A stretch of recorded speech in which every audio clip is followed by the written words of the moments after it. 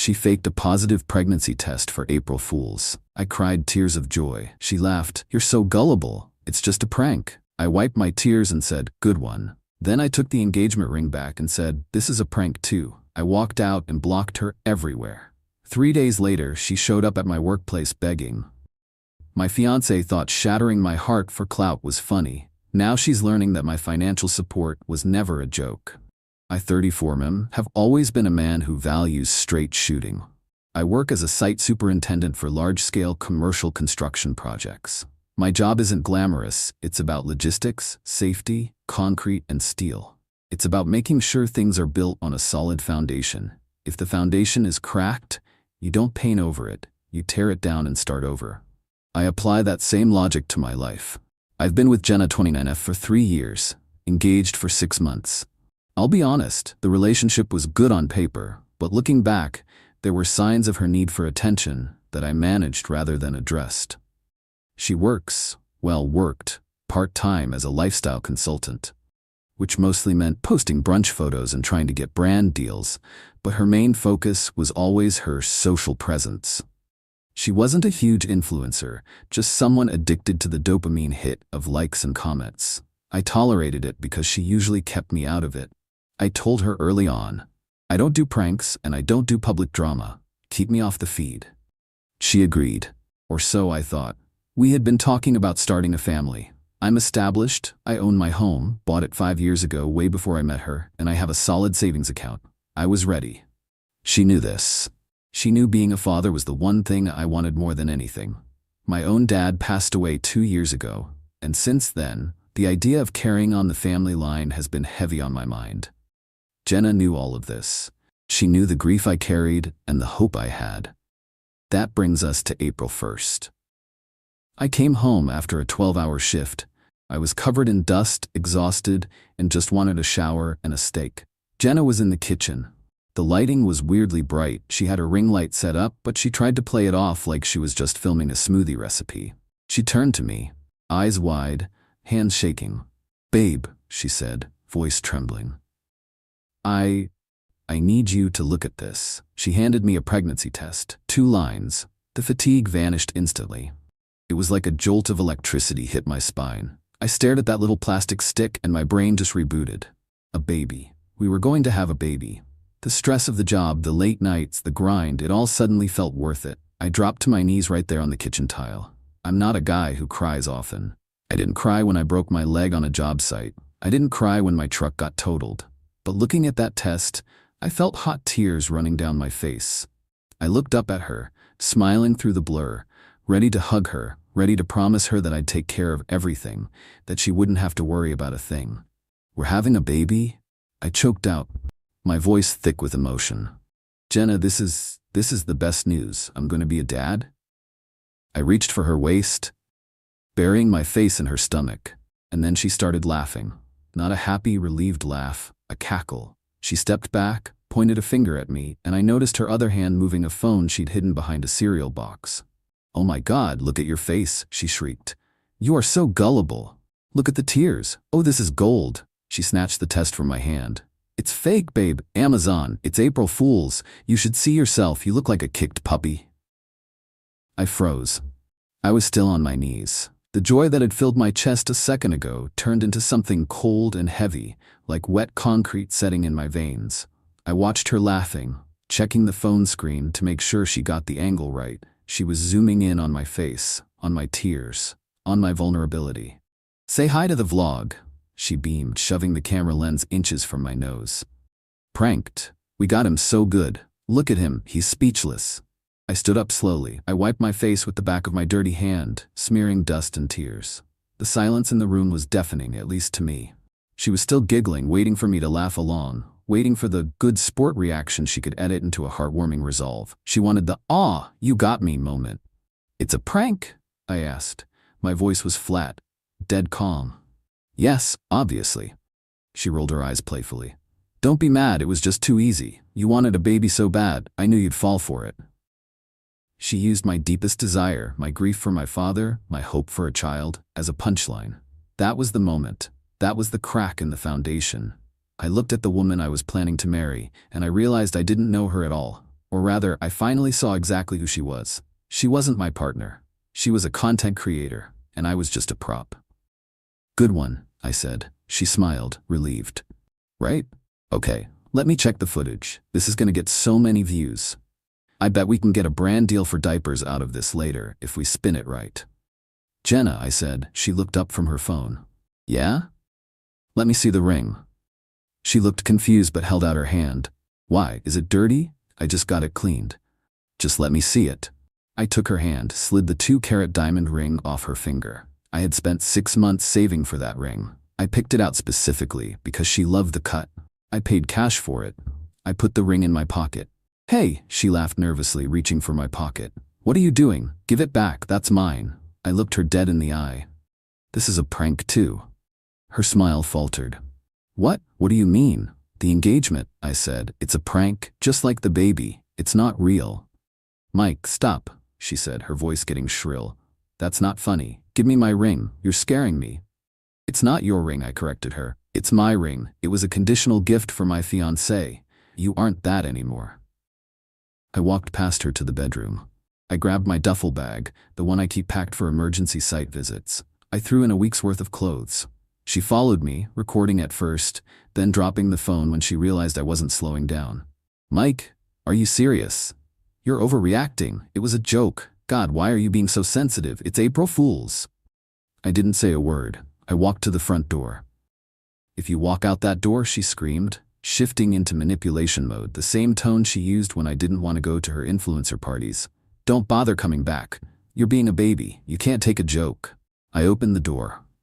That's the point, Jenna. There is no baby. There never will be. Not with you. I slammed the door, got in my truck, and drove away. I pulled over 2 blocks later, my hands shaking on the wheel. I didn't cry again. I just felt done. I took out my phone, block on Instagram, block on TikTok, block on Facebook, block on WhatsApp, block number. Then I called my bank. Update 1. The silence, the scramble, and the hostage situation. I spent that night at a hotel near my job site. I didn't drink. I didn't wallow. I sat at the desk with my laptop and assessed the damage. I treated this like a project gone wrong. Identify hazards, mitigate risks, execute shutdown. Here is the financial situation. The house, I bought it 5 years ago. My name is on the deed. My name is on the mortgage. She moved in 2 years ago. We have a cohabitation agreement. Thank God for my lawyer brother who insisted on this. It states clearly that she pays a flat rate for rent/utilities and acquires no equity in the property. She hasn't paid her share in 3 months, but I let it slide because weddings are expensive. The car. She drives a 2022 SUV. It's leased in my name because her credit was shot when we met. I pay the lease. She is supposed to pay me back half. She is usually 2 months behind. The cards. She is an authorized user on my Amex for household emergencies. I logged into the Amex app. Pending charges from that day. $45.99. Joke shop. The fake tests. $1,200. Best Buy. A new vlogging camera lens. $200. Sephora makeup for the video. $150. Party City balloons for a fake pregnancy reveal. She used my money to buy the props to humiliate me. She literally charged me for the privilege of breaking my heart. I called the bank immediately.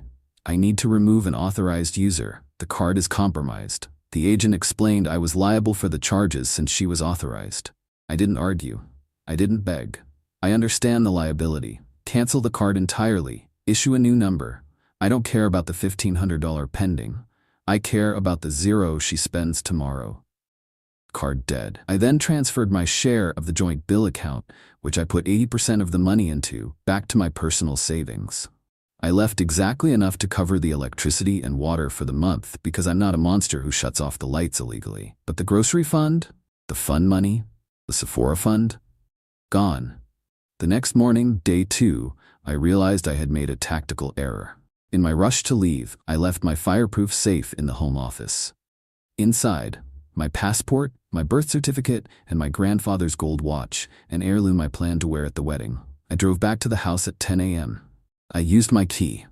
The deadbolt was thrown from the inside. She had chained the door. Jenna, I yelled.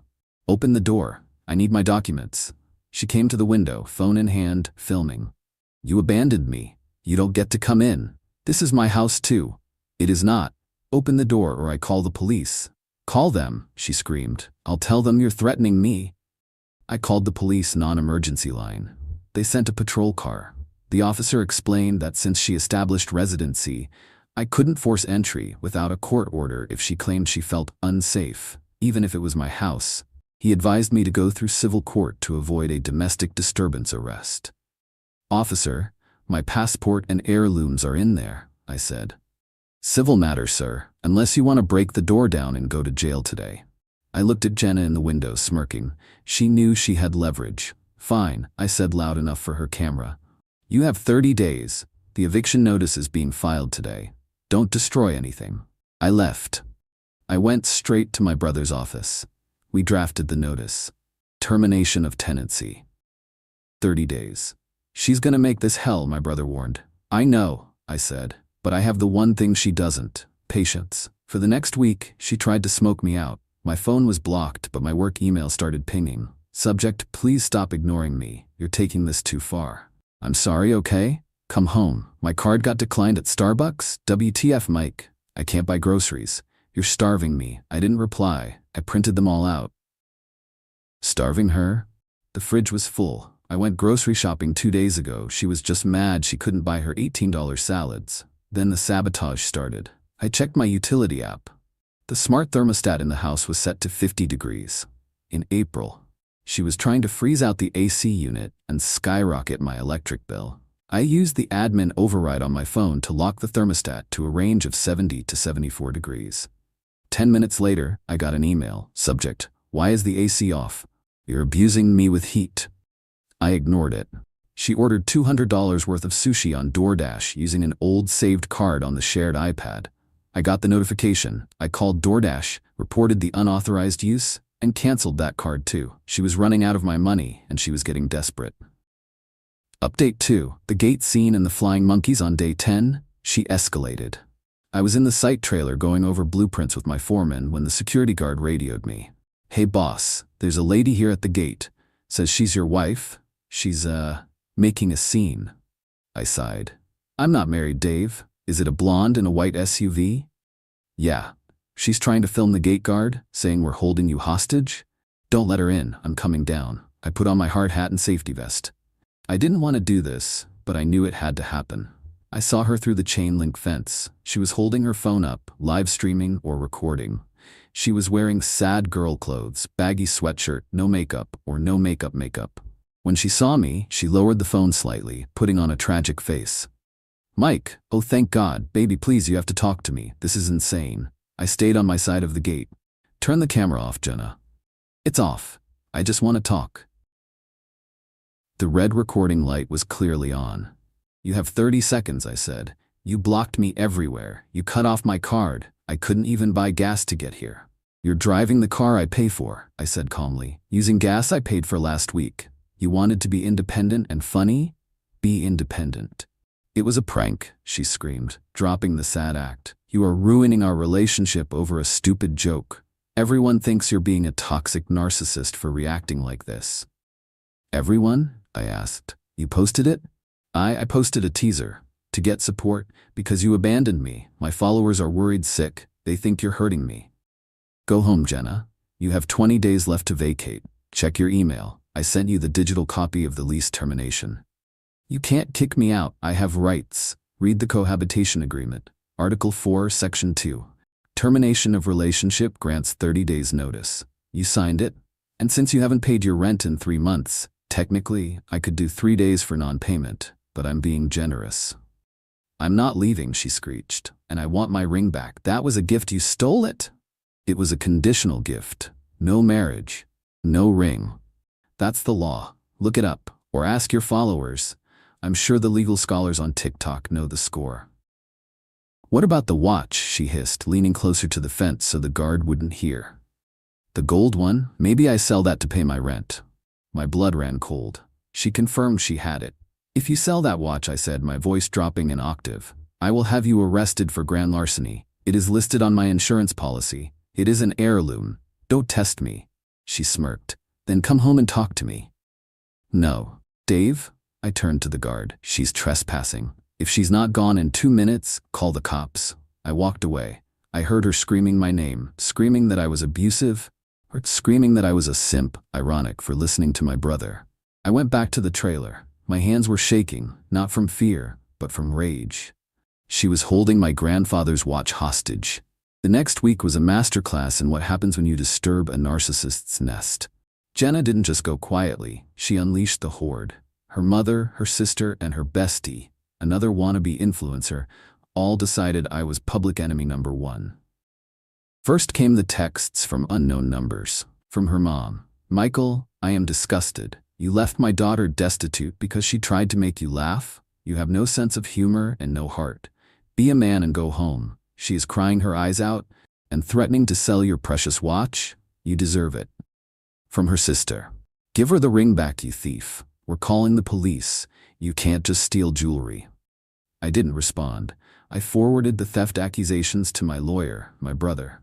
Then came the video. Jenna posted the full prank on TikTok, but it was heavily edited. She cut the part where I cried tears of joy. She cut the part where she mocked me. She only showed me taking the ring and saying, "This is a prank too," and walking out. She added sad piano music. Her caption was, "My toxic ex-fiancé abused me financially and left me homeless because of an April Fool's joke. I'm so scared, guys. He kept the ring too. #narcissist survivor abuse." It got about 50K views in an hour. The comments were calling for my head. Find this guy, get him fired, call his job, the usual mob mentality. My boss called me into his office the next morning. He looked worried. "Mike, corporate got an email. Several emails. Someone sent them a TikTok. They're saying you abused a woman. They're threatening to boycott our company if we employ abusers. They even found the company LinkedIn." I pulled out my phone. I anticipated this. Do you want to see the unedited video or hear the audio I recorded at the gate? I had a security camera in my kitchen. Jenna knew about it. I installed it when we had a break-in scare last year. She evidently forgot about it, or thought I wouldn't check the cloud backup. I showed my boss the footage from April 1st. Timestamp 6:05 p.m. Me entering. Me on my knees crying, thanking God. Timestamp. Jenna pointing and laughing, calling me a sucker and pathetic for crying. Look at him, he looks like a kicked puppy. Timestamp 6:11 p.m. Me calmly taking the ring and leaving. No yelling, no hitting. My boss, a 60-year-old grandfather who takes no nonsense, watched it stone-faced. He watched her mock a man crying over his unborn child. Jesus, he muttered, she's something else. She's lying about the abuse, I said. I ended the engagement, I followed the lease agreement. She's mad the ATM stopped spitting out cash. You're good, Mike, he said, handing my phone back. Corporate asks, I'll tell them it's a domestic dispute and she's malicious. Keep doing your job. And hey, sorry about the baby thing. That's rough. Thanks, boss. I went home to my brother's house. I decided it was time to clear the air. I didn't post the video publicly. I'm not her. I don't air dirty laundry for strangers. Instead, I sent the unedited clip to her mother and her sister. I added a simple text. This is what you're defending. Watch the whole thing. She mocked me for crying about wanting a family. If she doesn't take down the defamatory posts about me abusing her by tomorrow, I will sue her for defamation, and I will release this footage to prove it. The ball is in your court. Radio silence for 2 hours. Then, the TikTok video vanished. Her Instagram went private. Her mom texted back, "We didn't know she said those things to you. We'll handle it. Please don't post that. It would ruin her career." Career. Right. They knew. They just didn't think I had receipts. They thought I was the stoic, silent type who would just take the beating. They forgot that on a construction site, if you don't document, you die. Update 3. The eviction, the cop, and the watch. The 30 days were up yesterday. I didn't trust her to leave peacefully. I hired professional movers to pack her stuff. I wasn't going to touch it. I wanted a third-party inventory. I didn't want her claiming I broke her vintage thrift store lamps. When I arrived at the house with the movers and a police escort, civil standby, best $100 you can spend, the house was a mess. Not trashed, just neglected. Dishes in the sink from weeks ago. Trash overflowing. It smelled like stale wine and desperation. Jenna was sitting on the couch, looking much less glamorous than her Instagram photos. She looked tired. "You brought cops?" she sneered. "I brought witnesses," I said. You have 2 hours to supervise the movers, or they will pack everything for you. Where am I supposed to go, Mike? My credit is ruined because you stopped paying the lease. You stopped paying the lease, I corrected. It's in my name, but the payments are your responsibility per our agreement. I returned the car to the dealership yesterday. I paid the early termination fee myself, just to get it out of my life. You're welcome. She went pale. You gave back the car? How am I supposed to get to my interviews? Uber works. Or the bus. She started crying. Real tears this time. I'm sorry, okay? I'm sorry. I messed up. I just wanted to be funny. I didn't mean to hurt you. I miss you, Mike. I miss us. Can't we just start over? I'll delete all my social media, I promise. I looked at her. I really looked at her. I remembered the feeling of my knees hitting the floor when I thought I was going to be a dad. I remembered the cruelty in her laugh. Jenna, I said, you didn't want a baby. You wanted a viral moment. You didn't want a husband. You wanted a prop. I'm not a prop. I'm a man who wanted a family. I can give you a family, she sobbed, reaching for my hand. I stepped back. No.